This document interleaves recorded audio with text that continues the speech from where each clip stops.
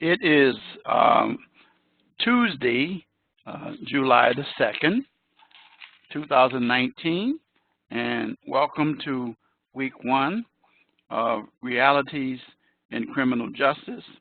My name is Richard Wright, and I will be your instructor for the next 5.5 weeks, nearly 6 weeks, I should say, in this course. And 6 weeks goes very fast, as I always tell students all the time. And the key thing is to make sure that you keep up with your assignments, because it is very important for you to do that in order to make sure that you are performing well. So you want to make sure that you are doing everything that you need to do to make sure that your assignments are in on time, and you also want to make sure that you have any issues, that you follow the procedures that I'll be setting out. This is going to be a very interesting course. This is the first time I've taught it, but I love the topic and the issues that I've looked at in going through and preparing for teaching this class. And actually, it's really parts of other classes that I have taught. Some of you may know me from your associate studies, and some of you may know me from your constitutional law studies that you may have had as well. So I'm going to get right into the requirements for this course, and then I'm going to share with you a little story about myself. Some of you, most of you may already know it, but I'm going to share it again because there are always some students that don't really know the whole story. So let's go ahead and let me share my screen. And here we go. Okay. First of all, you will see on the course homepage, which is where I am now, my instructor information, my name, my phone number, which is my cell phone number that I use to help students to be able to reach me, because of the fact that the course is online. I am not on campus a whole lot. Most of the time I'm other places, and you'll even find some instances where I'll be doing some of your lectures actually remote. And as those come about, you will see that. So anyway, I want you to pay close attention to the statement that is up under my phone number.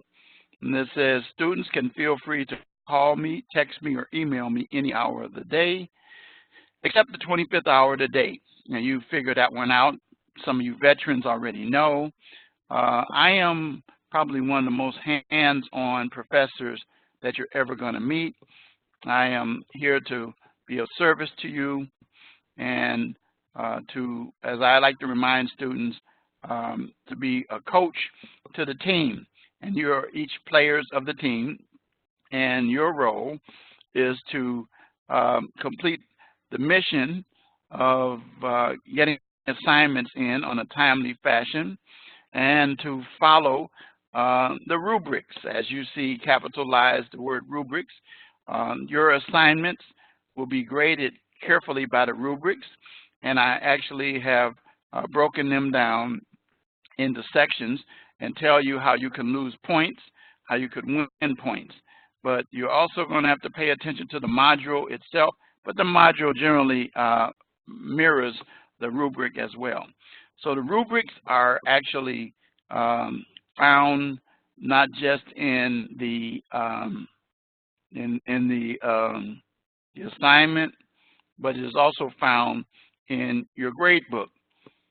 So when you go and you look at your grade book, you should be able to see how you did. I'll generally tell you how you did, and then I'll generally let you know what you did wrong. You won't have to wonder what you do wrong.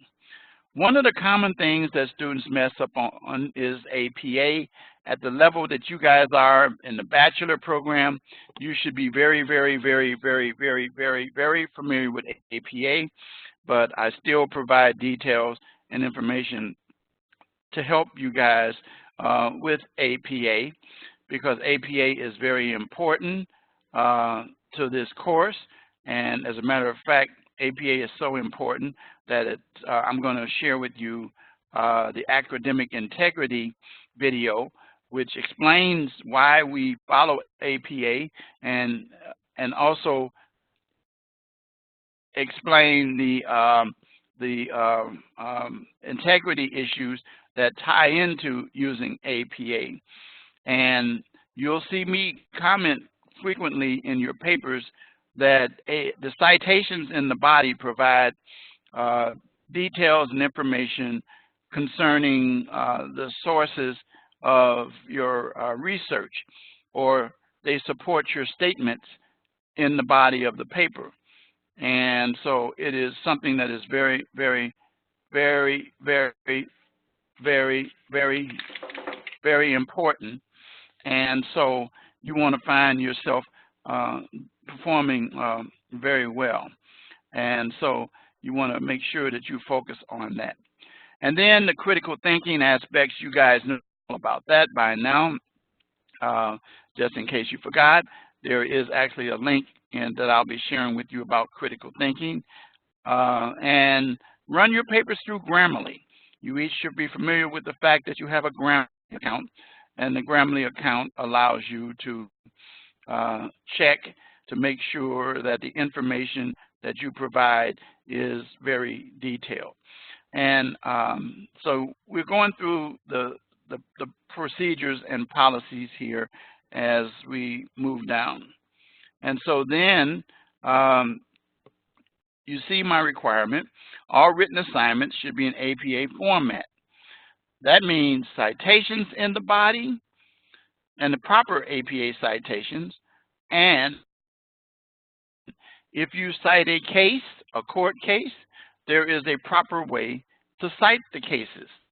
And APA guide provides that information for you very well. And if you go to the library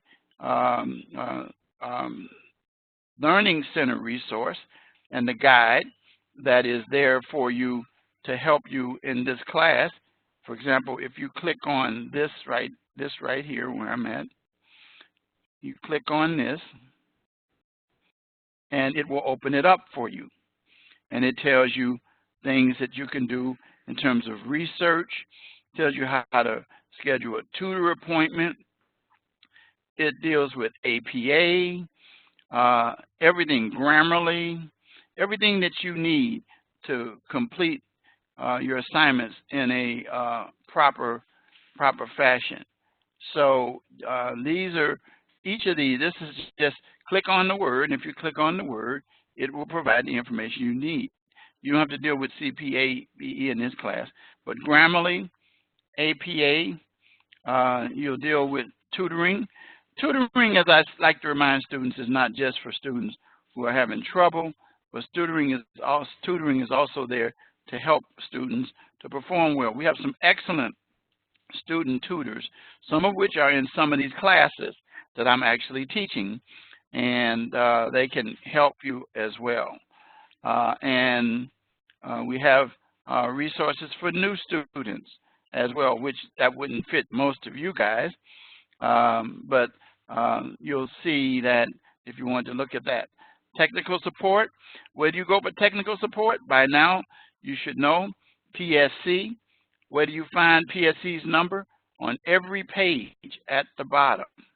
Every one of the pages, I don't see it on here, but when you get into the actual modules itself, you'll see the personal technical support. If you clicked on it, it would open it up, and it tells you PSC's number and how to email them and things like that. So we have all of these resources to help you. So now let's go back to where we were at the course homepage. And so here we are. Okay, we got to reload the page to get back to the information. There we go.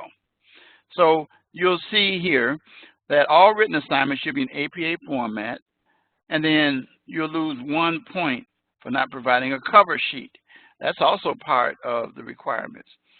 And then these are various sources that can help you. I've already shared one of them with you. And then I told you a little bit about tutoring. And then we have some articles here that will help you how to do research, how to utilize information literacy, how to reference for criminal justice students. That will help you with cases. You don't have to worry about the annotated bibliography because you don't run into it too much. And then this is a critical thinking video. In case you're rusty on that, you can copy and paste this and put in your browser, and you can take a look at that, and it will help you refresh yourself on critical thinking. Rubrics are located in each weekly assignment and course project, and then discussion posts, okay? And then there's a rubric for discussion posts that we use, and most of you should know my policy in terms of discussion posts.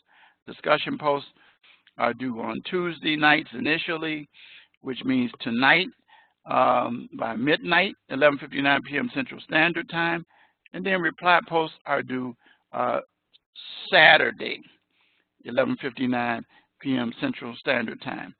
So until you get to the last day of classes, and then we'll see when we get there. So don't worry about that right now. So you want to make sure that you understand how the rubric works. This we're going to reserve. This is a link to a video, actually the trailer of a video that we'll be discussing during the course of this class. It's called 16 Shots.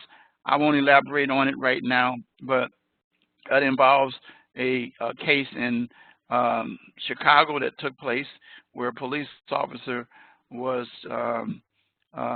suspected of murdering a individual, and we'll go into that in more details in the weeks to come. We'll be discussing that. It's a powerful video. Some of you may have already seen it already on Showtime, because that's where you will find that video. But anyway, we're going to discuss it in the weeks to come. This is a reminder that live lectures will take place every Tuesday. Tonight's is going to go a little longer because I'm going to tell you some things about me that you may or may not know. Most of you may know it, but some of you in this class don't know it because some of the names, but you'll find some things out. And so tonight is our week 1. Week 2, 3, 4, 5 will begin on Tuesday. I forgot to put week 6. Yes. Let me put that in there. I know why, because originally I had some different information. Let me do it like this. 3, 4, 5, comma, and 6. Okay. So let me submit that and keep that. That'll pop that up in a minute. Here we go. So let's go down here and you should see it. Okay, so all lectures are Tuesday nights from 8:30 to 9:30 generally. But today, as I say, it'll be a little longer. You must attend the live lectures or listen to the recording. Each week there'll be a keyword given. Now, I encourage students to try to make it to the live lectures if possible, because there are some things contemporaneously that you might be able to ask questions about. And then also, you get the information right away. And then you can also sometimes provide details by typing in the chat box information concerning the live lecture. Okay, I do remind students that the way that you hear the live lecture, and I type this, is to make sure you activate your audio. If you don't activate your audio, then you will not be able to hear me. And sometimes students check in and they check out and they think something's wrong, but no, I remind you to activate audio. Very, very, very important. And so what's going to happen is I will record this lecture, which it is doing right now, and that when this lecture is completed, then I will provide an archive of the lecture recording that I convert to YouTube, so that you don't have to worry about utilizing WebEx, and then you can also access it anywhere, anytime, any place. Okay, so let's get into what we have here on the left side. Here's an announcement regarding APA assistance. This is a guide that can help you with APA. If you have issues concerning APA, then dealing with the writing process, and it explains the steps for the writing process. And these are things that can help you to perform very well. I don't go over these. You just go through and you follow the steps in here. All right. And then there is the academic integrity announcement. And so the academic integrity announcement, which is something that I always like to play during the open house. So what I'm going to do is I'm going to copy this. I'm going to copy this. And then I'm going to have this open up in another tab.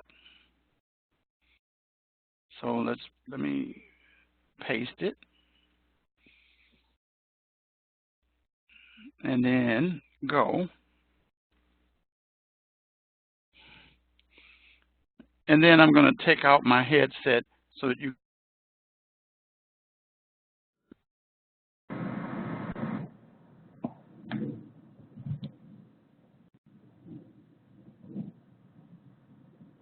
What is academic integrity? Academic integrity is making decisions in your academic life that are based on trust, fairness, responsibility, and respect. This means being honest in the work you do, while respecting the work that others do. So what is cheating? Cheating means distributing or receiving answers or information by any means other than those expressly permitted by an assignment's requirement or an instructor. Some examples of cheating include asking fellow students for answers or copying answers during a test, using notes, devices, or materials during the test that your instructor has not approved, purchasing papers from websites or other sources, copying your classmates' work, assisting a classmate in misconduct, and other violations as noted in the academic integrity policy that can be found in all course syllabi. Always ask your professor if it's okay to use notes during the test or to work together with classmates on an assignment or quiz. Now let's talk about plagiarism. Plagiarism means using another individual's work without giving them credit, or taking another person's work and claiming it as your work. Some examples of plagiarism are turning in an assignment that someone else wrote, copying words or ideas from someone else. This can be a library resource, course textbook, internet resource, or other material without giving the original creator credit, failing to put quoted works in quotation marks, or using someone else's ideas in your essays but changing a few of the words to make it sound like the words are your own. Plagiarism is not just about written words and ideas. It's possible to plagiarize images, graphs, coding, or video as well. So how can you avoid plagiarism? Cite your sources, both in the body of your paper as in-text citations and on your references page. Whenever you want to use words, images, media, or ideas that were created by another person, you should cite that person appropriately as the source of that information. But how does academic integrity relate to the work world? Isn't it just a college thing? No. Integrity in the workplace starts with good practices and skills built while you are a student. Would you turn in a project document to your manager as your own when someone else wrote it? Not if you want to keep your job. Individuals can be reprimanded or even fired from their job for plagiarism. Following academic integrity guidelines while you are in school builds those skills and ethical practices that carry through to the workforce. Okay, I understand how they're connected, but what do I do if I need more help? If you have questions on the academic integrity policy, consult your course syllabus, talk with your instructor or dean, and if you need assistance with APA citation style or how to avoid plagiarism, contact the Rasmussen library team through our live chat or schedule a research appointment on our library website or through the resources tab of your course. If you would like APA tutoring, schedule an appointment with one of our peer tutors on the course resources tab.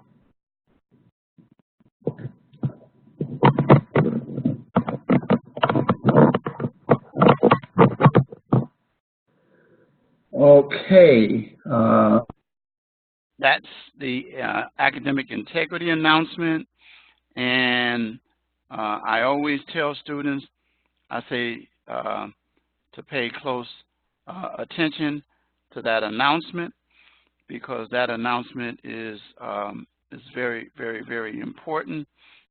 I think that one of the things that students fail to understand is how important it is for you to be able to see that information. So you want to make sure that you do have that information as well. So let's look at our week 1 announcement. Before we get to week 1 announcement, let's refresh this. Okay, so let's get to the welcome announcement. As I sent to each of you, welcoming you to the course, Introduction to Realities of Crime and Justice. And then I introduced myself. Pay close attention to each of these points that are in here that you should be able to see that are highlighted. Announcements, student lounge, course mail, syllabus, calendar, general course questions, resources, report tab. Report tab is something that I don't point out to you, but that's where you have access to your gradebook. And then there are some resources that we've already shared with you. And then a reminder that our live lectures take place every Tuesday, 8:30 to 9:30, with the exception of tonight, beginning tonight, and that we will discuss various issues using PowerPoints if there are any materials that will be supplied. Sometimes I'll supply additional information, but we will go over things that are in the module and make sure that you understand. And of course, this is the link for the live lecture, which you previously found where you can find that. So make sure that you pay close attention to this welcome announcement. The welcome announcement will remain up there for quite a while, so you want to make sure that you see that. Okay? So now let's take a look. Each week you will see at least one and sometimes more announcements that I will be providing to you so that you can make sure that you are able to pay attention and learn about what's going on here. So I want to make sure, let me go back into the classroom. I want to stop sharing for a minute and make sure that you see this announcement. I know that this student cannot hear me because I don't see any activation yet here in terms of it. But in the chat box, and you know, you have to activate the audio. The audio is up here, and you have to click on it for your connection in order to be able to hear me and what's going on in the lecture. So this is what that's why I type in activate audio to hear the lecture. And I don't think the student that's in here right now can actually hear me. If you can, type in the chat box that you can hear me, but I don't think you can because of the fact that I don't see your audio activated. So you got to make sure that your audio activate in order to hear. So I'm going to go back into the sharing. Go back to where I was. So anyway, in the week 1 announcement, it says our first week we're going to deal with crime and the media. And you're going to find yourself dealing with the requirements for that. And each week you'll see highlighted what you have to do. There's an article, print media and crime, included in the module. You'll see that in a minute. Values and issues, and complete the activity, relationships between criminal investigations and the media.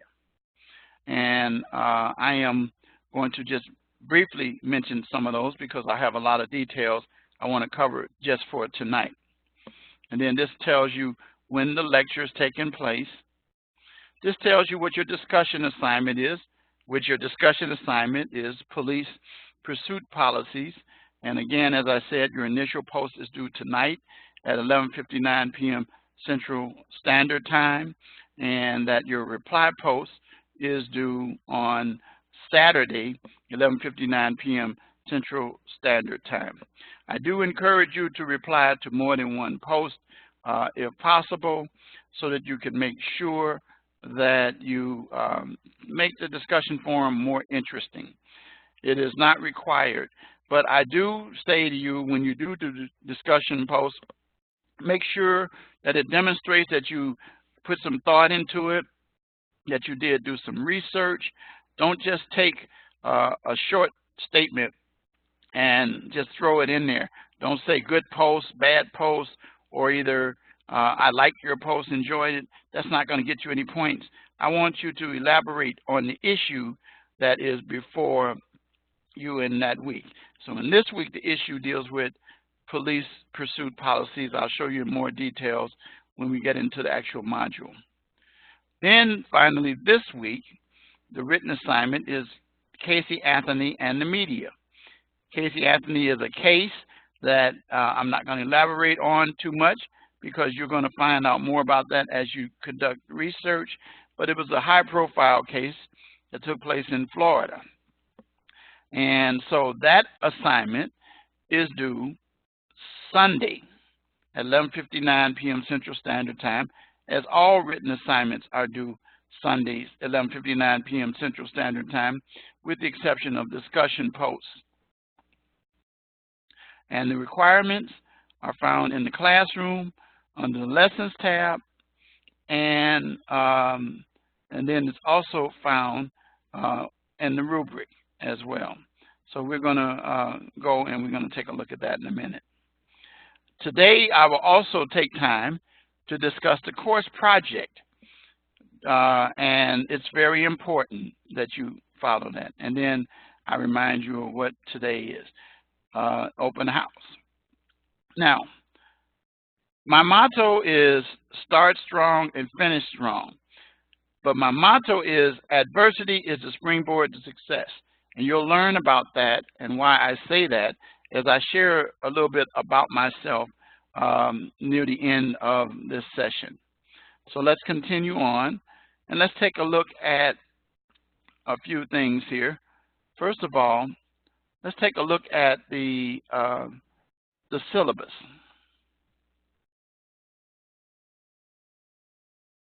So the syllabus, as you can see, it has my name, my phone number, email address, and then it has a statement that I shared with you earlier. And you can, those are notes that are important. And then it tells you what the course is all about. Now, I'm going to go down. We do encourage you to constantly check your announcements and course messages. It says at least 3 times a week. Personally, I check mine every day. I check them more than once a day so I can respond to messages from you guys pretty quickly. I already told you about discussion posts, so I'm not going to talk about that, but if you want to take time to read it more in detail, you can. So this course is going to consist of readings, discussion posts, written assignments, and course project. And of course, you also have to deal with the live lecture. And so your grades are broken down in the category of, for discussion posts, roughly 9%, almost 9.5%, or 120 points. But look at your written assignments. You'll notice something that's missing from this. And most people, when they look at it, they don't get it. But there's no tests. There are no tests in this course.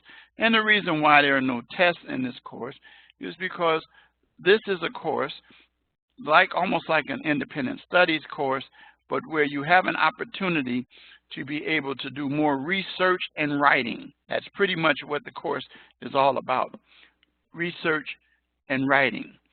So you find yourself with, if you notice, out of 1,280 course points, 1,100 of them are the result of the written assignment and the course project combined together. Your live lecture, you get 10 points for each week attending and giving the key word. Now, don't just listen to the live lecture just to get the key word or phrase, because it's counterproductive. The key thing, okay, good, I see you got it. You found it finally.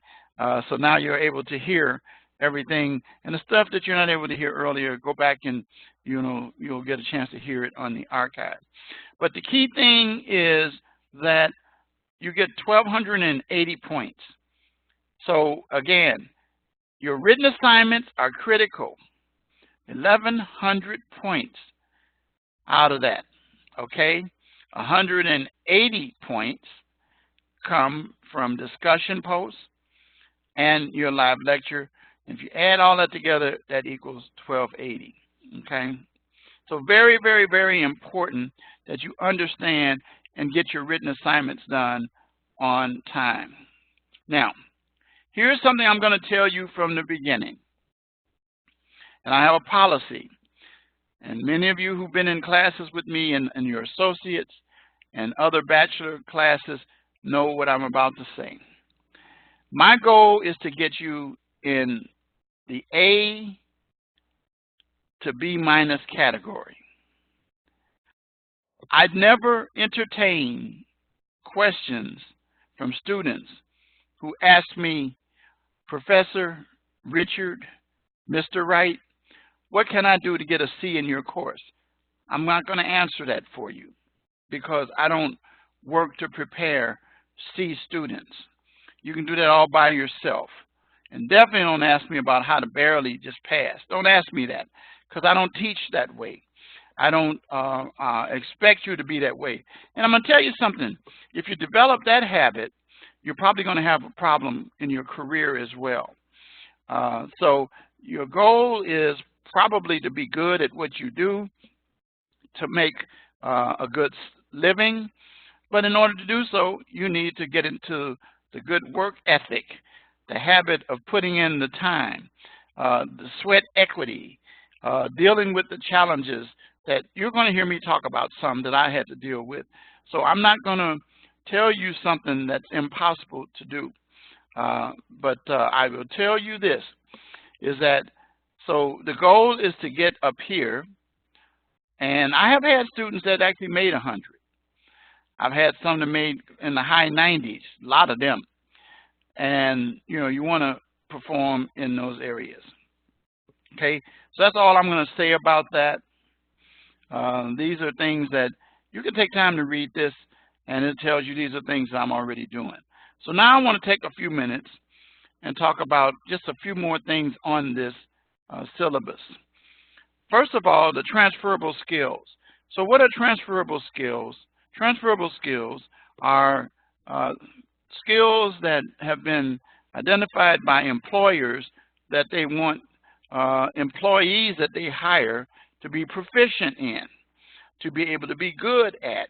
And so as you will discover that your assignments in the courses that you take at this institution, including this particular course, we want to strengthen each of these transferable skills and to help you to become successful in your chosen area of criminal justice that you end up going into.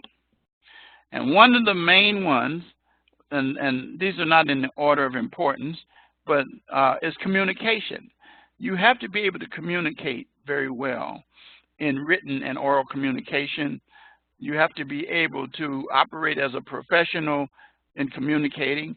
I worked with a lot of law enforcement people that I taught down through the years, and one of the things that I do not like to see is a law enforcement officer using foul language when talking to someone.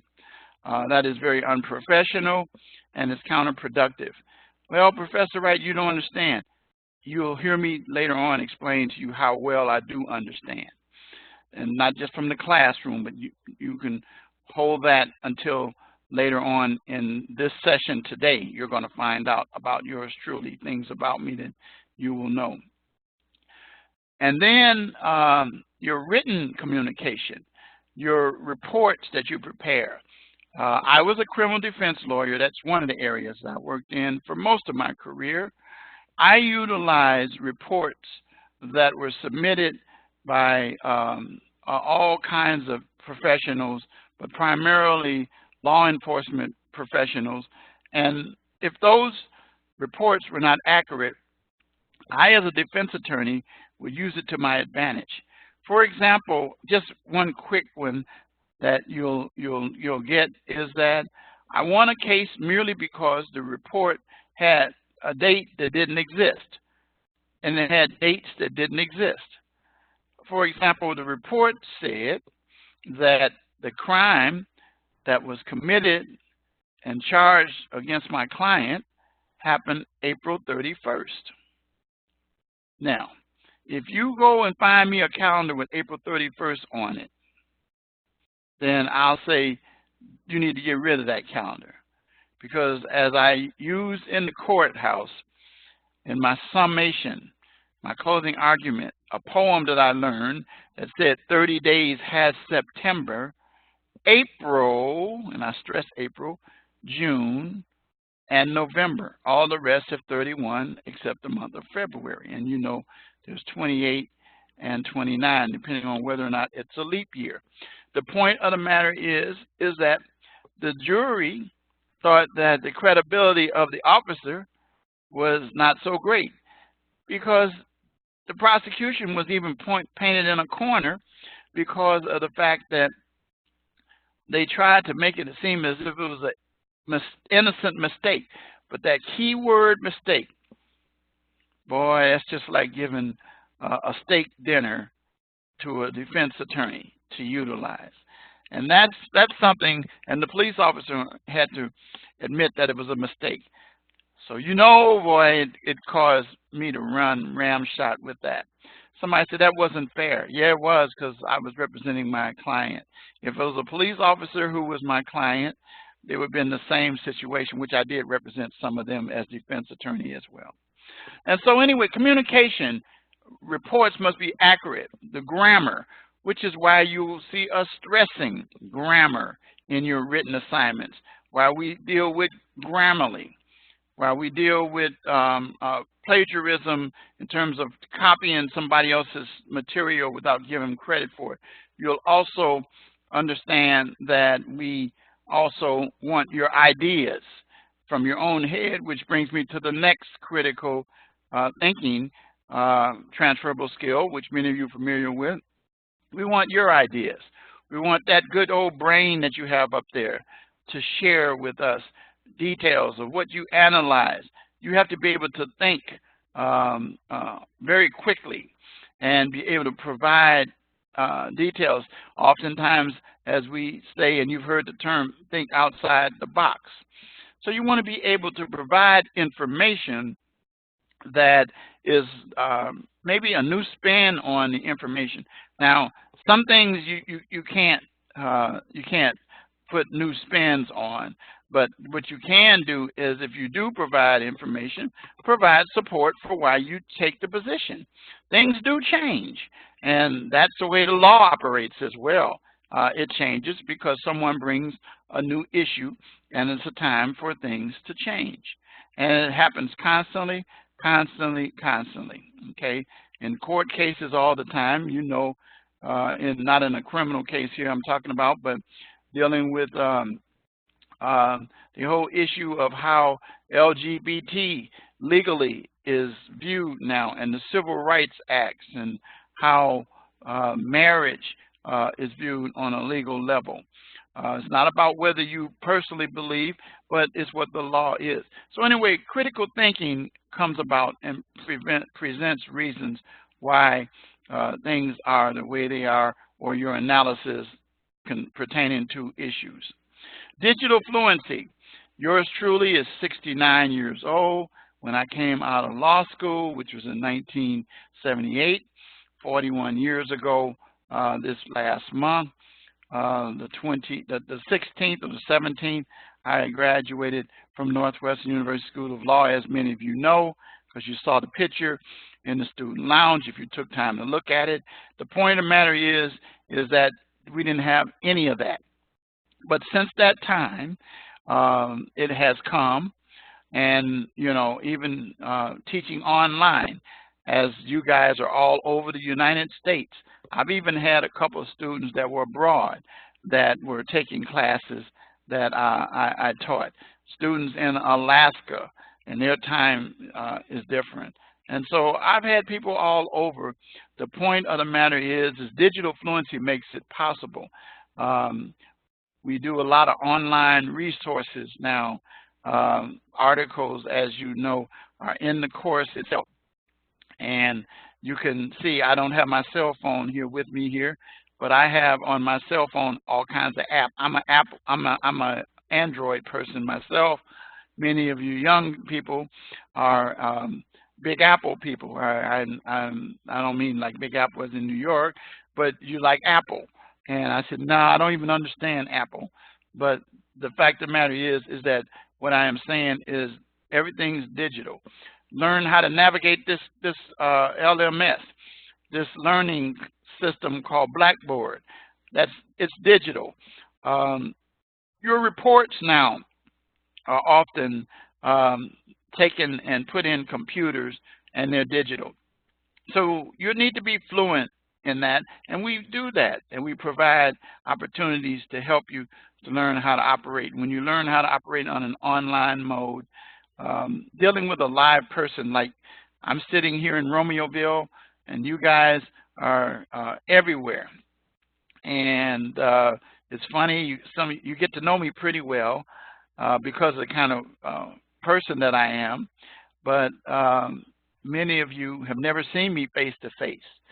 And and I become really good friends with many of my students through digital fluency as well. And so then the next one is diversity. Everybody should be respectful that we are in a diverse society. Our country is made up of people from all over the world, immigrants, individuals who have different sexual persuasions, sexual preferences, who have different religious beliefs, who have come from various cultures, and we learn to respect individuals because as a criminal justice professional, you're going to deal with people from various backgrounds. For example, I speak what they call se habla poquito en español, and anyone who speaks Spanish know I said I speak a little Spanish. But the point of the matter is I can communicate pretty well with people using Spanish, but there are other ways I communicate as well using my body language, such as a smile or either a nod of the head or all kinds of things. The point of the matter is that I recognize that I'm going to try to connect with everybody. You're going to run across people, for example, if you're Caucasian, you're going to have to be assigned in areas where there's a lot of African Americans, and you got to be able to relate and understand African Americans as well as vice versa. But the point of the matter is that what I am really saying is that we believe in appreciating the diversity of our society, and employers want you to do that. And in the criminal justice field, especially in the community, we'll be talking about some topics involving race relations and the criminal justice system as we proceed through this course and through other courses. But I'll have a chance to share some experiences that I have learned down through the years of being a professional working in the criminal justice system. We at this school promote diversity and inclusion because of the fact that we have a diversity inclusion committee that I was actively involved in for a long time. My schedule has sometimes put it so I can't always make it, but I still like to peep in every now and then because it is such an important topic that we all need to be able to have. And I can appreciate the differences that people have in life. I oftentimes remind people that I have nothing against anybody. I do have something against people, though, that when I see them bleed, their blood is not red. So figure that one out there. I was once told by a nurse that blood is actually blue. I says, yeah, but not when I see it. It's outside the body. So that's why we use red-blooded. So anyway, that diversity is so important. And teamwork. You're going to work with people in all areas of professional levels. You're going to deal in investigations. You're going to deal with forensic people. You're going to deal with detectives. You're going to deal with beat cops. You're going to deal with prosecutors, defense attorneys, paralegal. You're going to deal with medical examiners. You're going to deal with, if you're in the human services, you're going to deal with the psychological aspects of criminals, all scientific things that are involved.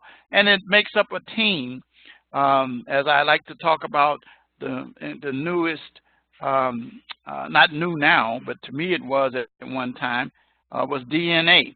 DNA, one of the most powerful changes, and it changed the whole criminal justice system from the side of convictions, but more on the side of freeing individuals who were wrongfully convicted. But there'll be teamwork, and you're going to work in teams. The Lone Ranger, even the Lone Ranger had a team partner. His name was Tonto. And everybody works together to successfully deal with an investigation. Ethics. Let me say this again, ethics. We kind of talked about ethics a little bit earlier when I shared with you that video, but ethics are so important. Ethics is something that we try to explain to people. There are systems we can teach you. However, though, your operation ethically generally starts at home, in your churches, in your schools, but it starts at home.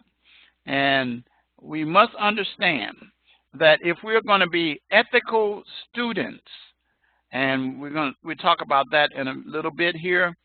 That's why we talk about plagiarism. That's why we talk about citations and references. You've heard that already. Why we use our Grammarly to check plagiarism, to see if you're just copying and pasting material, but you're not including your own critical analysis in there. The most important thing for most of us professors is not how well you research, but how well you analyze and create a spin on the material and be original in terms of your written sources. And we run our papers through Grammarly. Every one of my papers, with the exception of discussion posts, I run them through Grammarly to check to see how much of your paper is taken from sources. And there are students who say, oh, I gave credit for it. I said, yeah, but you still got hit on the percentage of plagiarism based on Grammarly, because the idea is to provide your own critical analysis. But ethics is so important. If we tell you, and we do, that if you take a test, which in this course you don't have one, but in other classes, that you abide by the academic integrity policy. And you know what that is, because we're going to just kind of glean it a little bit, but it's always here in your syllabus for you to read as well. And so it is so important. It can cause you to be dismissed from class. I've had students who Grammarly percentages were constantly so high, they didn't try to get any help for tutoring, and they ended up being dismissed from the course. And then if it gets so bad in other classes, you can be dismissed from the school. And so what are we doing is we're developing habits. We say that if you're an ethical student, you should end up developing that into a habit that results in an ethical professional. And if you're an unethical student, then the same holds for students when it comes to unethical practices on your job. And that could end up landing you in various places that you don't want to go, particularly if you're in law enforcement. You find yourself in places where you sent people, and that's not a good thing. So it's a bad thing for you. Professional responsibility. There are codes and responsibilities that are for the organization or the type of program. As a lawyer, we had a canon of ethics. Doctors have an oath that they take, and there are certain procedures that the individuals who operate in the profession should abide by. And that's very important for you to understand that, and we promote that in school here by reminding you of what the responsibilities that you have in the school rules, appreciating the fact that we don't misrepresent in the school your applications, from your admissions all the way through to graduation. The key thing is that we want to graduate, as I remind students, I got 3 things I work for: ethical, professional, and educated criminal justice professionals. And so professional responsibility. And then finally, information literacy, being able to utilize resources that are credible. For example, one of the most discredited resources that students use periodically, and I let you know up front, it's going to cost you points. It's in your syllabus, not in your syllabus, it's in your rubric, and you'll see it is Wikipedia. We do not allow Wikipedia and should not allow Wikipedia, and the reason being is because it is a resource that is based on a word website, which means anyone can change anything in there. So we want you to learn how to use credible resources. We have tools here to help you to be able to do that with our Library and Learning Center. And so that's it on transferable skills. And so the attendance policy, I'm not going to go over that, but I am going to deal with the late assignment submission policy. So that you understand this, let's get this straight up from the beginning. You can read what it says, but I can work around it. Now I'll read it here. Students may submit assigned work up to 7 days after the deadline. So what it says is that after 7 days, we don't have to accept the assignment. Okay, that's a week late. So if your assignments are due this Sunday, which happens to be the 7th, and you submit your week 1 assignments on the 14th, technically, I can give you a 0, and it stays a 0. Which, by the way, just so you understand it, your assignments have a due date, and you'll know what the due date is because you'll see it in the module, and you'll see it in the rubric as well. But here's my whole point of what I'm going to tell you, is that that assignment has to be in by that time. Now, let's say, for example, your assignments are due this Sunday, the 7th, all right, for week 1. If you turn in your assignments after 12, that is the 8th. And what's going to happen is that it's going to trigger a 0. Now, what I do every Monday, I try to do it every Monday, I go through, and all assignments that have not been submitted, I put zeros in there. Now, that does not mean, because you see a 0 there, that you can't submit the assignment and have that 0 change. But you are going to lose points unless we get to later parts here. So the policy here says 7 days. But let me say this. It really doesn't matter whether you get to 7 days or not. You're going to fail by about the 4th or the 5th day. The reason why I say that is because here's what's going to happen. Let's say Sunday, you put a perfect paper together. It's good. It's on time. Great. But let's say you submit that very same paper Monday. Then the most you can get is a 90. Then the same paper on Tuesday is a 80. The same paper on Wednesday is a 70. The same paper by Thursday, which is the 4th day late, is a 60. Look at what happens.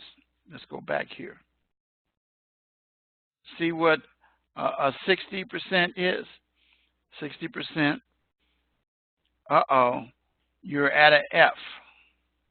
Okay, and you're at a D, D minus. And then, so 50%, that's below 60%. So the point of the matter is, it does say 7 days. Yeah, it says 7 days. But the key thing for you to remember is that each day you will lose 10% of the grade for each day that is late. All right? And in cases such as late discussion postings, it says you may be asked to complete an alternate assignment. I don't do that. I've done that only in a special situation, and I haven't done that very often because I have too many students. I have nearly 100 right now, and usually by the time we start T2, term 2 in August, that I will be up to 130 students. So it's hard for me to do that because it's unfair to me, and it doesn't give me a chance to take care of you the way I should take care of you. So anyway, my late discussion posts, you'll see in my instance here that discussion posts, okay, it says conclude at the end of the current module. It says discussion posts made after the due date for discussion posts on the current week will not be accepted. Well, that equals to basically a 0. I've seen students submit great discussion posts on Monday, the week after the discussion was over. And I say, you get no points because it's over. Let me explain to you why that is. the purpose for discussion posts is to deal with the discussions that take place during the week of that module. Once we move to the next module, we're not going to go back and deal with that issue anymore. Now, what I do is, and I'm kind of different, for each student who submit discussion posts, you lose 1 point for each day it's late. So discussion posts are due on Tuesday. So if you submitted your discussion post, your initial post, on Saturday, which is the same time as your reply post, then you're going to lose 4 points off your initial post. And then your reply post, assuming that it all else is, you're going to get your points. Let me tell you this. If you submit your reply post on Sunday, which technically the assignment is over, I give you a grace break. Only if you've previously submitted your initial post before it ended, which was Saturday. So, example, if your initial post is presented on Friday, and then you present your reply post on Sunday, then I will take away a point, assuming that it's the content is good, and you'll lose it. But if you submit your discussion post for your initial post and reply post on Sunday, no points, because then the forum is over. So get that clear in your head. And so what I'm really doing is giving you a break, but at the same time I'm saying at least submit your initial post within that time period. Some students, all they do is submit initial posts, and then they end up losing those points, those valuable points that can be the difference in an A and a B. And so you don't want to find yourself in that, okay? And I usually am pretty good explaining what you did wrong with your discussion posts. And I've already elaborated and said that they should be content-oriented and not just as it says up here. If you look up here where it says discussion posts, it says contain the discussion forum. You'll submit a post that's thoughtful, detailed. Yes or no, I agree or disagree is not sufficient, and you will not get points for that. But you'll see that in the rubric as well. So that's what I'm going to say about discussion posts. Now let me go back to the all-important next statement, and that is this. Instructors may waive the late penalty or time frame in the case of extenuating circumstances as determined by who? Not your dean, not your advisor, not the president of the university, but it's by each of us as faculty. I am so liberal when it comes to reaching out to me and letting me know when you have an issue. Don't wait until halfway through the quarter and say, hey, I should have let you know this, but I've had this I've been dealing with since week 1. Better let me know as soon as it happens. I'm like this.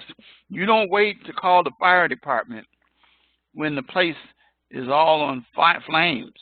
You want to call them as soon as there's smoke or small fire.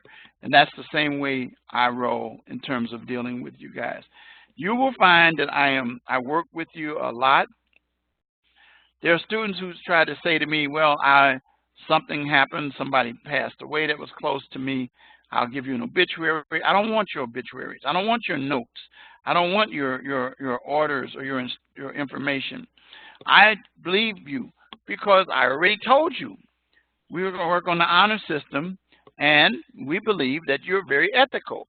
That means you're not going to misrepresent. Because if you do, trust me, it will come back and it will haunt you. And it will catch you, if you don't get caught here, it will catch you somewhere down the road. So the best practices is to operate on an ethical fashion and let me know. So I already told you from the beginning, how you can reach me. Those of you who are coming in late to the lecture, you can see at the very beginning what I said, and it means what it says.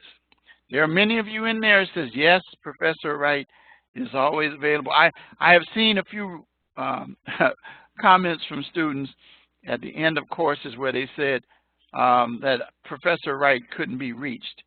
Like, for example, I wanted him to reach me the same day. It doesn't always have to be, won't be the same day. Most time it will be. But we have 48 hours. They tell you that up here somewhere. Let's see. It tells you. Okay, here we go. Here it is down here, where it talks about instructor participation. Respond to all course messages, calls, or emails within 48 hours. That's 2 days. I try not to do that, okay? Sometimes, I mean, especially since I give you the ability to be able to email me, text me. And by the way, speaking of texting, if you do text me, please be sure you include your name as well as the course that you're in, because I have students in various courses and I don't recognize the phone numbers, okay? So anyway, I'm here to help and to operate. So it's on you. I will say this, I do have this policy. The halfway point of this course is week 3. And you'll see how quickly that comes up in a few minutes as we look at the course calendar. After we pass that 3rd week, and we're in week 4, you are at that point at the mercy of not anything you haven't done for the weeks 1, 2, or 3.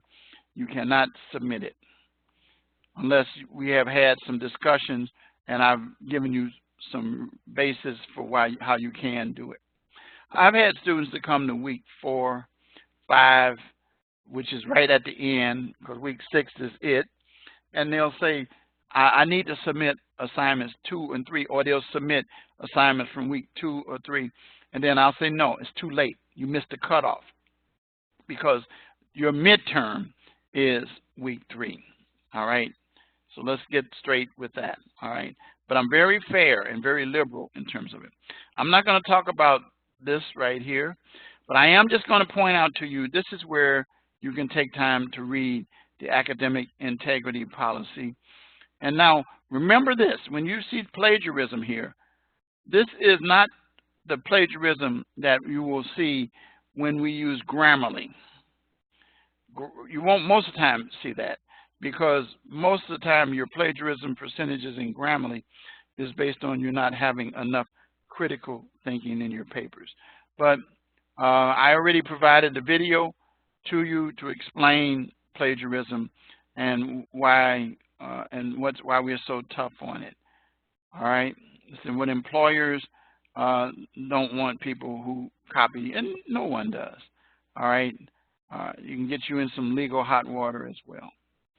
So now let's go and let's look at the course calendar real quick before we get into the module. It's going on 10 o'clock already, so we're going to have to quickly go through this. Okay, so you can see, let me make sure that I got just this one checked. I do. You can see, if you click on it, it looks like this, but if you open it, you see the more details in there. And you see some of the same things that you'll see in the module. And then each of these. So you see this is where we are today. And then by Saturday. And then you have your assignment, your written assignment, which we're going to go over in just a second. And then your module 1. If you click on this right here, it'll tell you, actually this one at the bottom, I'm going to click on this one first, tells you when your keyword is due. See when it is? It's Sunday as well. And then when you see this again, there it is again. Then you see here, this is when your written assignment is due. All right? and I'm going to talk to you about that. And that's the way each week operates. All right? And you'll see this. Pay attention. Your assignments, Monday is the beginning of the week because the first fell on a Monday, so which was good for us. I say us, I mean professors in terms of setting up the classes. And so your final week of classes would be week 6. So this is week 1, this is week 2, 3, 4, 5, and 6. Look at that. So week 6, let me show you something. So we get to August. This is the last week of July. All right. So then we get to the final starting. Okay, that's week 4. Then this is week 5, and then week 6 starts that Monday, and it ends on the 11th. And that's the way it is. So assignments after the 11th will not be accepted. That's because this is a 6-week course. If it was a 5.5 course, it would be different. But this is a 6-week course. And so it is straight up 6 weeks. So your 6, this is, like I said again, going back again, week 1, week 2, week 3, week 4, week 5. Week 5 takes you to the 29th. So you see it here, week 5. And then this is week 6. Week 6 ends exactly the same way as the other weeks. So it actually ends there. Okay? So that's how quickly it goes. And what I was trying to say to you is that by the time we get to the week of the 22nd, which is 20 days from now, we will be in the second half. That's how quickly it goes. So that's it. And your calendar is here all the time. And I can tell you that even with announcements, students still say they missed the dates and all of that. It's in your calendar. It's set from the very beginning, and you have that in your course information. So let's go to Module 1. Module 1, and quickly I'm just going to go over the assignments. And the assignment here is Casey Anthony and the media. Now, if you click on this, this is how you will see 2 things. And then actually, here's some information about what you're supposed to do. So you're going to deal with Casey Anthony, and it portrayed Anthony as a baby killer. Again, this happened in Florida. And then some details from CNN News and the story. So you're going to get that information by looking at this, utilizing this, and you click on it. When you click on it, it's going to open up, and it's going to tell you, you know, the information that you want to know. Now, there's also other places too you can find it too. If you Google Casey Anthony, you'll see. It's one of the high-profile cases that we will be dealing with. But what I was going to show you here is that when you click on this, assignment tells you your due date, which you already know from the calendar, and your rubric. So you'll get 100 points. Now, here's the rubric. And I always tell you, use the rubric as a checklist. Look at, for your quality, content, and accuracy of information. I need to fix that.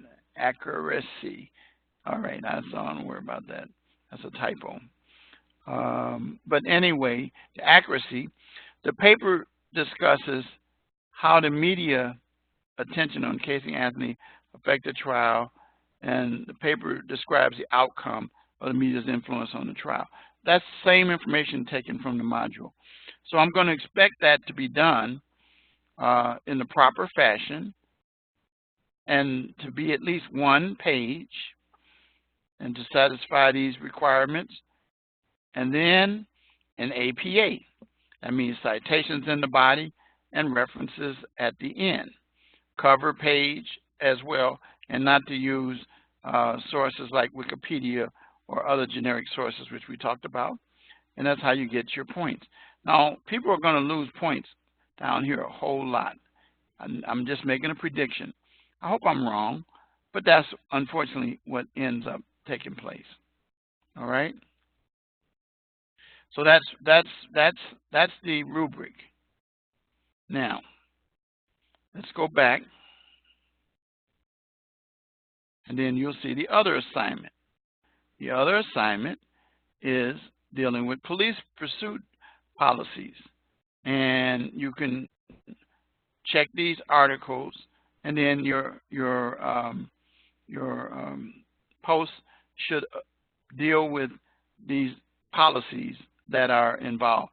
Police pursuit policies are very, very serious, because when you're dealing with pursuing people, for example, we just recently had an incident here in Chicago just the other day of a stolen car, and the car ended up, they chased him, and the person lost control and killed 2 people in Chicago at a bus stop. So there's some issues that involve dealing with when to pursue, how to pursue, and what to do to try to save lives, and put the public as well as the officer's life in danger. So you're going to use these resources. And then your live lecture, which we're having today, also, you see that's due Sunday as well. So we're back to that. All right. So now I'm going to go down to the lesson content, and I'm not going to go over these objectives and things, but then you'll generally see, just like the reading assignment, this is where you find it. If you click on that, and then it talks about activity, relationships between criminal investigations and the media. So you're going to read that. It's down below. And then your written assignment, then your discussion post. I'm going to talk about that in just a minute.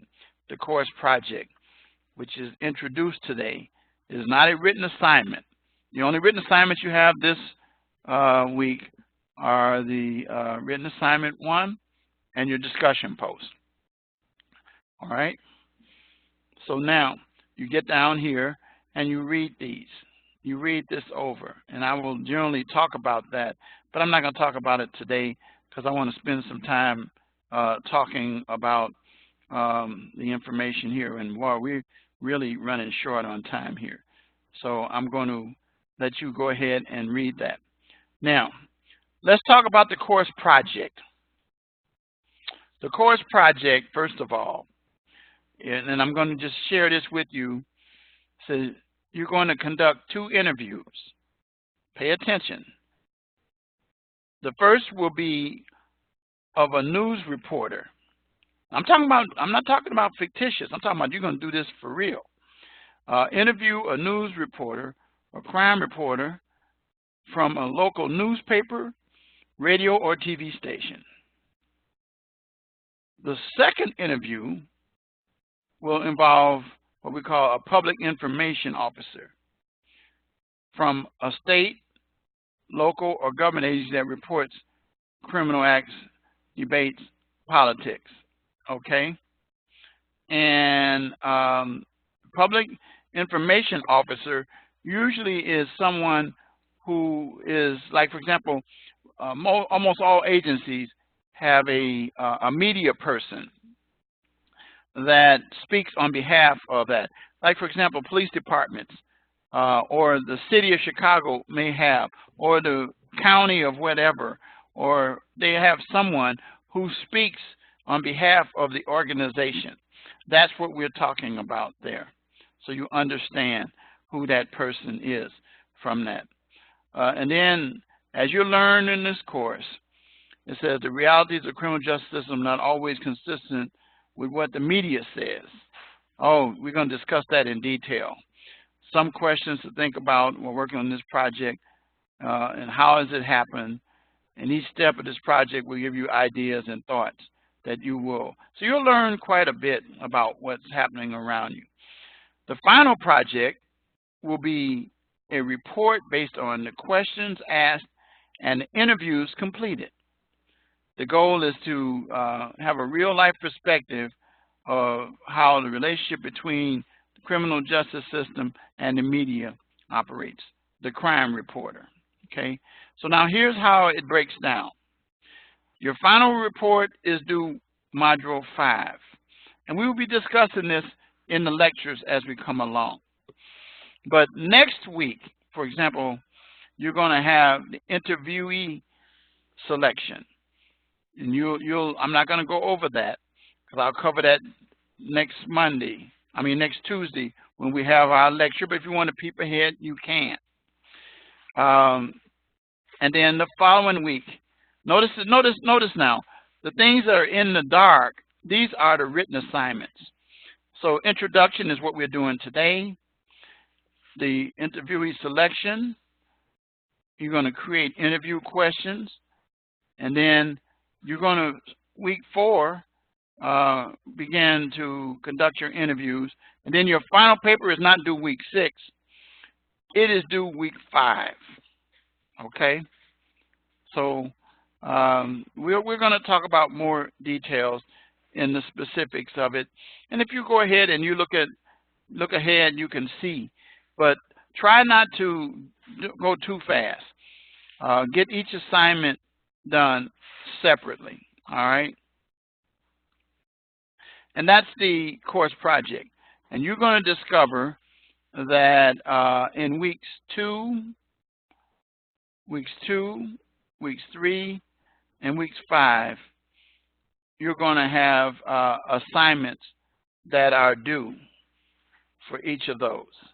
And again, they're in the rubrics that we have included in the textbook. All right. And I mean in the written assignments themselves. So with that, that's pretty much it for the assignment.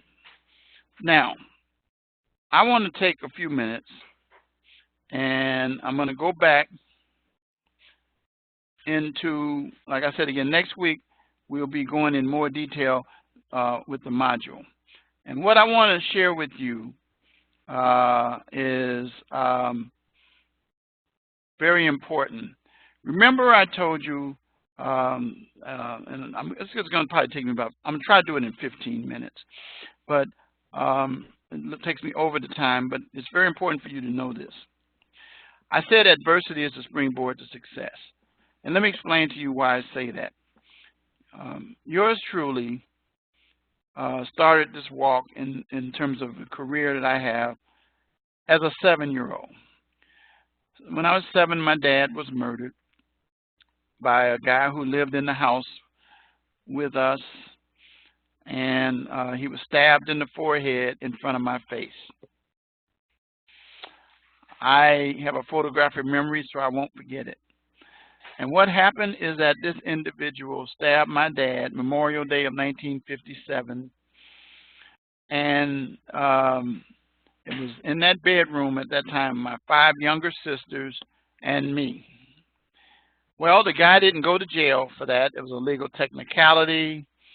They decided not to prosecute the case. Fact of the matter is that my mom at that time, she was in love with this guy, and I found out later that the reason for it was that my dad was inquiring about an affair that they may have been engaged in, and that resulted in his death. And so the guy didn't go to jail, and so he ended up staying in the house with us. Well, for the next 5 years, from 57 to 62, the man would beat my mother profusely, and it was so bad that I had to rub witch hazel on her, and I had to take care of her. But the guy would get arrested, go to jail, come back, be back with her.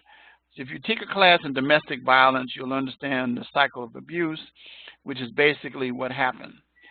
And so we were subjected as kids to this. In the meantime, my mom, she had 2 more children by this man, and they were girls. Well, we ended up living in the area on the west side of Chicago. It turned pretty bad. It was a nice Jewish community. It was a nice community when we first moved there, but it began to change. But we ended up leaving the area, and we ended up finding ourselves in a situation where my mom wanted to move out. Even though the gangs in the area agreed not to recruit me because they knew what I had gone through as a child. So they didn't bother me. In fact, when something would go down, they would make sure that I was out of the way and not in harm's way. Now, this was a different kind of gang than exists now, because this was before the advent of crack cocaine and drugs. There were guns, but not the semi-automatics that we have now. So at any rate, we moved from that house into a nice community in Gary, Indiana in '62, and I was 12 years old. And my mom had a little baby at that time who was the youngest one.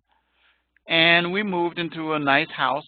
By the way, we had a 2-flat in Chicago, so it was the building that we owned. So we lived on the first floor and we rented out the second floor. So at any rate, we moved into this single-family house in a nice community in Gary, Indiana in '62, and the summer of '62. And I started school in the fall of '62 in Gary. Well, we come to a year to around Memorial Day of 1963, and I had just turned 13 because my birthday is May 3rd. And my mom told me, she says, take care of the house, the girls, and she would be back. Well, my mother was often gone because she had a restaurant in downtown Gary, and she was away. And this guy and her living together, never got married, but still living together, he ended up, being with her and going with her. Well, that night after she left, everybody went to bed, and I woke up early the next morning, and the house was full of smoke. And I had cleaned up the house, shut up the house and everything, made sure everybody went to bed. And I woke up in that smoke. I ended up opening the door and let the smoke out. I saw the car that my mother and this guy had pull away from the driveway. So I went into her bedroom, and sure enough, she hadn't been in her bed. Now, that wasn't an unusual occurrence because that would happen. So anyway, we proceeded with our day, and about sometimes in the afternoon on that day, the day after Memorial Day, because back in those days, Memorial Day was traditionally celebrated on the 30th. Now it's the last Monday in May by law that they celebrate. So the day after Memorial Day, which would have been the 31st, the police come to the house, 2 plainclothes police officers, and they announced themselves, and I let them in, and they announced that my mother was found dead in Chicago. And I started calling out the guy's name. His name was Scott, Webster Scott. I kept saying it over and over and over. And so they said that she was found dead in Chicago. Well, I would find out that what happened is that he had actually, and I'd find this out sometime later, that he had actually had an encounter with her. He said that he was defending himself against this little lady, and that she was using the knife to cut him, but she was stabbed multiple times.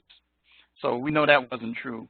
Then the other thing that happened is that we discovered that he had done it around the corner from our house, drove back to the house, turned on the stove because he was trying to kill us in the house, including 2 of his own kids. But because he didn't know that something was in the oven, that's what woke me up. Thank God for that. And so anyway, he pulled away with her body in the back seat of the car and didn't see me open that door, and drove her in Chicago, parked the car, and turned himself in to the police, took the knife, threw it over into a cemetery that was in the city of Chicago called Oakwood, and he ended up pleading guilty. Now, we were brought back to Chicago to live with an aunt in what was called the Chatham area in Chicago, all 8 of us. And my aunt, my mother's sister, had decided we could stay there for a while, but we had to earn our keep. We were turned into virtual slaves in that house. We had to, we were subjected to some pretty bad things.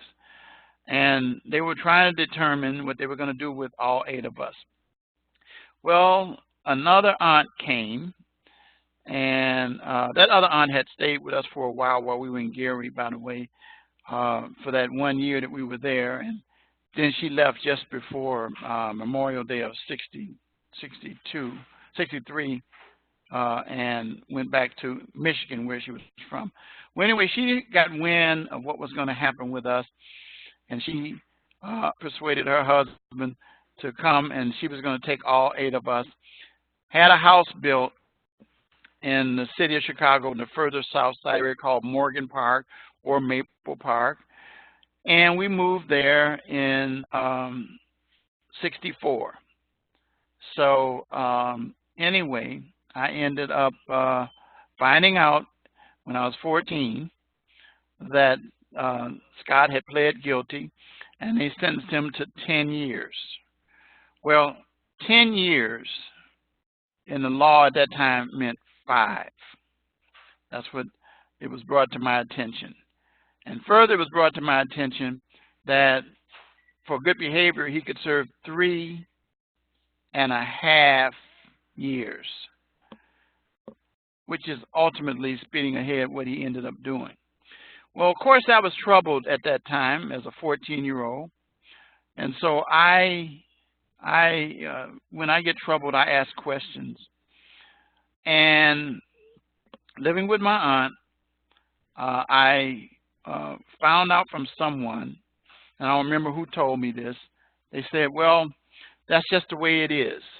And I said, that's not acceptable. Somebody tell me more. And they told me that these people called lawyers who deal with this.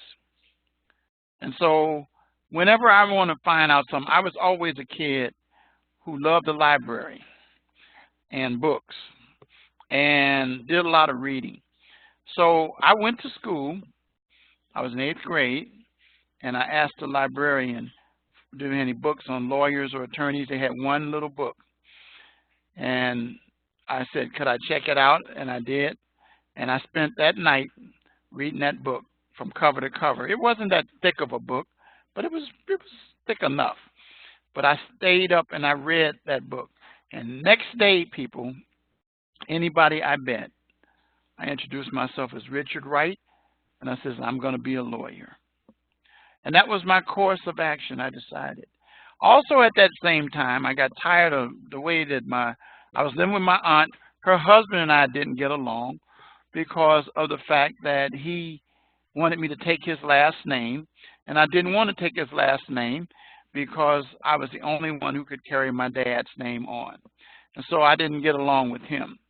And so my aunt, you know, stood with him, and it was pretty rough for me.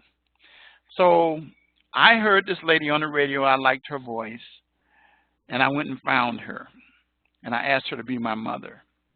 Well, that lady would become my friend, and, you know, she mentored me, and then sometimes I would go and stay at her house. She spent a lot of time with me, and then spinning way ahead years and years later after I was a lawyer. Actually, 20 years later from the time I was 14, she legally adopted me. I was a grown man, but that's a whole nother story. But anyway, the point of the matter is I went through a whole lot, people. So here's what happened. My aunt announced that she was going to be moving out of the house, and in '69, that was when I was graduating from high school.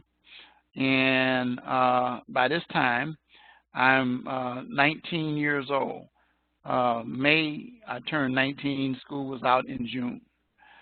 And I was active in the church, in the neighborhood, because I did anything to get out of the house.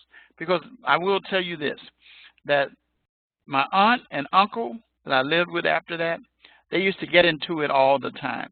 Guns were pulled. And then I would find out years and years later that the man actually assaulted my sisters. You know what I'm talking about. And so it was pretty bad situation. But I still continued to go to school.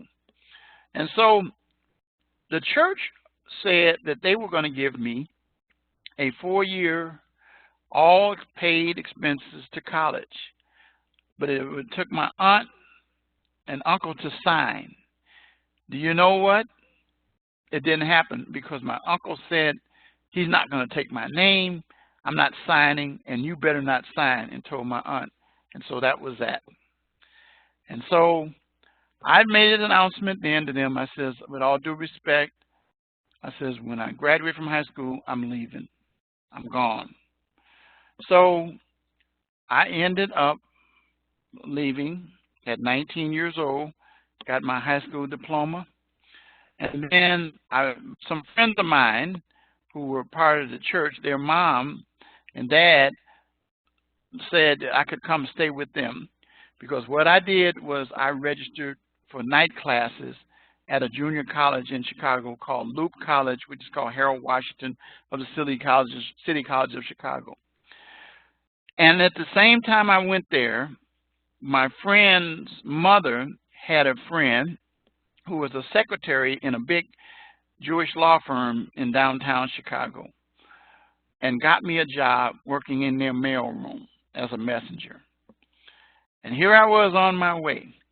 But there were people who were laughing. They said, you're going to be a lawyer, but you're a messenger. Well, when I got to the law firm, I started having to be at work at 8:30. I didn't have a car. I was on public transportation. I had to catch 2 buses and an L to get to work at 8:30 in the morning. And so I was registering for classes at night, where I would get out of school at 10. I had to be at school at 4:30, get out for work at 4, and would get out of school at 10 and have to study, and then I'd go home. Well, to complicate matters even more, I decided I wanted to get married. And I married a young lady, and she and I got married, and I started struggling with that. As a messenger, I wasn't making a whole lot of money. But what I did do as a messenger at the law firm, when I got there, I would introduce myself to all the lawyers, that I would take run errands for them, take packages, and introduce myself as Richard Wright, and I'm going to become a lawyer. And they paid attention because I studied hard in school. I stayed on the dean's list and the honor roll through all of the circumstances. So after I got married, I moved out of my friend's house and got my first apartment. We slept on a mattress. And then here comes my first child in '71. And then here comes my second child in '72. Those were both girls. And so I found myself in the situation where it was getting pretty tough. And so what ended up taking place is that the law firm turned me into a file clerk, gave me an opportunity to work in their file department, and promoted me. And then while I was working in the file department, the librarian, something happened to him, and they offered me the position as a law librarian. So all this while I'm going to school at night, people, and raising these two little girls that are now 49 and 48 years old. And you don't see them on the pictures because those are two of my other, I have 4 kids that are girls that are not with me because they have their own families now. At any rate, I lived in that situation. I went through that tough time. I would fall asleep on the bus. Now remember, guys, we had books at that time. There was no technology, okay? And there was I was in class on Saturdays. I went to classes as well. And so I did all of this. And then finally it came time for me to decide from the junior college what I was going to do, because I was doing pre-law. And so I ended up applying to Roosevelt University, a 4-year institution, and got accepted there and declared my major, because they didn't have a pre-law, was political science and minoring in business. And so I began to continue my studies, study hard and everything, and stayed on the honor roll and dean's list. And the law firm had made me, as I said, the law librarian. Well, I demonstrated to the to the law firm that I knew how to research. I taught myself how to conduct legal research utilizing the books and materials that now you can do with technology.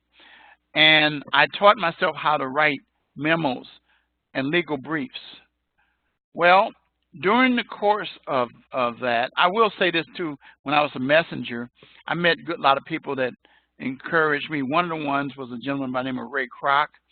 Some of you may or may not know that name, but he was the chairman and founder of McDonald's. And I met him because I took a package to his office one day. McDonald's was a client of the law firm. The point of the matter is that I kept focusing on, no matter what the situation was, of what I was going to do in my career. So I found myself in the situation where they found out I knew how to do legal research, and they hired someone to be the custodian of the books and turned me into what they called then, at that particular time, a law clerk. A law clerk. A law clerk is now known as a paralegal. And that paralegal position is what I ended up doing for several years. In the meantime, it came time for me to choose the law school. I decided I wanted to go to Northwestern University's School of Law, and that was the school I was going to go to, and that's what I wanted to get my education. I was told quickly by relatives, including the aunt that I lived with, not the second one, but the first aunt that wanted to split us up, that it was a very tough road and that I probably should look into other possibilities. But I tell you guys, I'm not one of those kind of people that let obstacles stop me. That's why adversity is a springboard to success. So what happened is I ended up going to apply to the law school, Northwestern, when they told me I should apply to 3 schools. Well, I ended up getting accepted at Northwestern University School of Law. They did something very unusual, though, before they accepted me. They had me to come to the law school when they didn't do on-campus visits, because I sent them a package that was very thick, above and beyond the application. And I told them a lot about me, and so they brought me on campus to question me, to learn more about me. And so as a result of that, I was accepted into the law school, and I started in a class of 75. By the way, when I graduated from Roosevelt, I graduated with honors. I was written up in the newspaper about all the circumstances I had gone through, and so I was on my way. So my wife and I, with the 2 girls, we ended up finding ourselves in a situation where she was a teacher. She had graduated as well. And so I ended up being told in Northwestern that I could not work my first year because it was a tough curriculum. So I ended up going through that curriculum, studying hard, and deciding that I'm going to make this work. Well, we ran into an obstacle. For the first time, the teachers went on strike. And when the teachers went on strike, that went our income. As a result of that, it put me under extreme pressure. Our lights were out. I had to study by candlelight. We ate cans of beans and stuff like that. It was really something. We sent the two girls, to stay with their grandmother while we were going through that, which wasn't that far away from us. But at any rate, I continued on. Then finally, it just got so heavy, and I told one of my professors that I was going to probably have to take a leave of absence for a while and go to work. She said, before I do that, please come to her office, which I did. And I met in her office with her, and she made me sit down, and she stood in front of the door and made me promise that I would see this through and that she would help me. And so long story short is I went through and completed those 3 years. During those 3 years, one of my classmates introduced me to his dad, who was a distinguished criminal defense lawyer who knew such individuals across the country. There were lawyers, and he ended up ultimately becoming a judge. Well, he ended up taking me and several other students to his house, and would sit around with us and teach us how to become good lawyers. So I would end up deciding the law firm. By the way, I went back to work in corporate law, and I decided this is not for me. I want to get into criminal law, so I left in 1980 to work with some other lawyers. In the meantime, I started my own practice at my kitchen table. Didn't make a lot of money. I was making really good money at the law firm as a lawyer for those 2 years. So at any rate, I started my own practice after I worked with lawyers, and then I founded the law firm of Richard H. Wright and Associates, and I found myself doing radio. And in the meantime, I found myself moving further and further away from my first wife. We were going in different directions, and we ended up splitting in '87. And then I ended up finding, by that time we had the third child. I had 3 daughters at that time, one of which was is a recent graduate of Rasmussen this past year in medical billing and coding. But I ended up continuing, and I met a young lady, and I got married a second time. And that young lady and I had problems because she and I had a daughter, too, who's now 29, who I had some challenges there with her, found out that her and the pastor were doing their thing. So we ended up running into problems.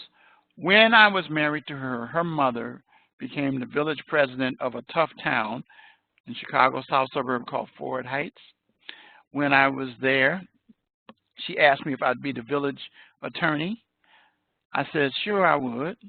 I said, but I need to carry a gun because it's a tough area. So you can't carry a gun. Only police officers can. So I said, what if I became a part-time police officer? They said, we can't afford to pay you a lot. I said, just pay me what you're paying me as a village attorney, and I'll do the rest.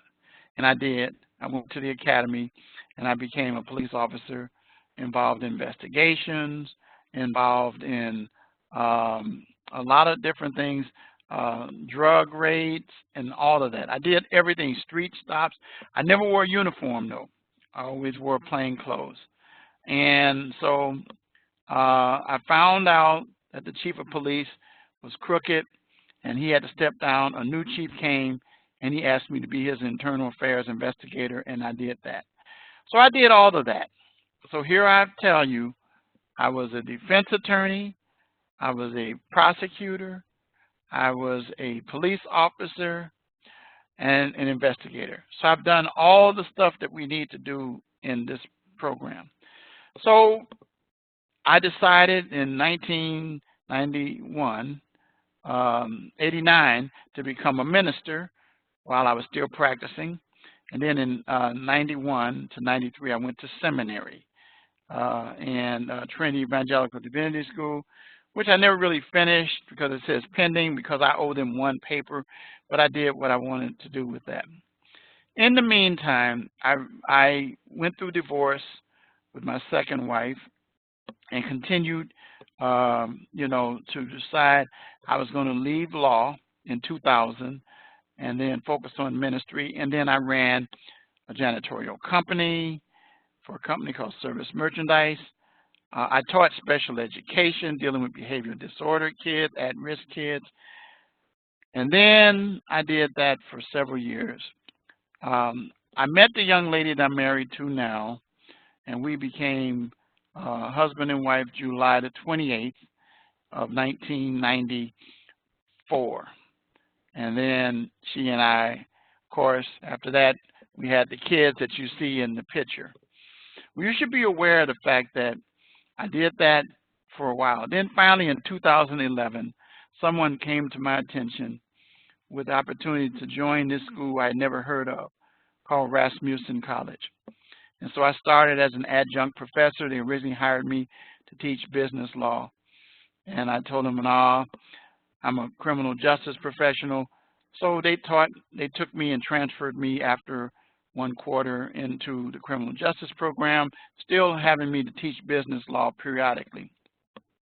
And I stayed in the criminal justice program as an adjunct professor until 2014, when a full-time position opened up as state program coordinator of the School of Justice Studies for the state of Illinois, which gave me responsibility of the criminal justice program in Illinois, which consists of the Romeoville, the Mokina, Tinley Park, the Aurora, and the Rockford campuses. And I did that for almost a year and a half before they changed the roles. And then in late 2015, 16, I started teaching full-time. While I was doing this originally, I was residentially, and then they told me that the program was going online. So I had another challenge. But I did. I lived up to it. And so I committed myself to being a good teacher. And that's what I end up doing, and even today, that I am a professor who is committed to my students, committed to dealing with adversity and the challenges that you will have.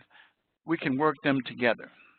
And so I wanted to share that with you so you understand that I understand challenges just like everybody else, but it's all about your tenacity. I got help along the way from people, and guess what?